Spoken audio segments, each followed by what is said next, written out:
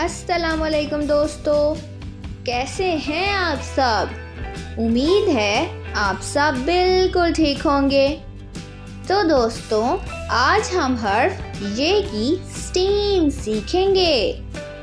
ये है हर्फ ये और इसकी आवाज़ है यो।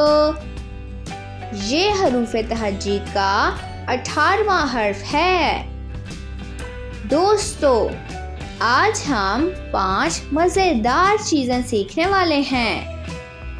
पहली साइंस, दूसरी टेक्नोलॉजी, तीसरी इंजीनियरिंग, चौथी आर्ट और 5वीं मैथमेटिक्स।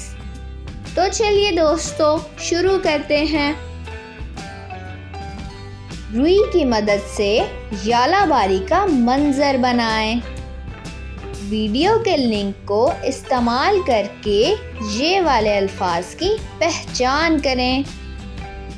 बच्चों से पूछें यालाबारी किसको कहते हैं। अगले सफ़े पर दी गई यालाबारी की तस्वीर में रंग भरें। क्या आप यालाबारी में गिरती बर्फ को गिन सकते हैं? उम्मीद है आपको इसमें बहुत मज़ा आया होगा। आप सब अपना बहुत सा ख्याल रखिएगा। फिर मिलेंगे, तब तक के लिए खुदा हाफिज।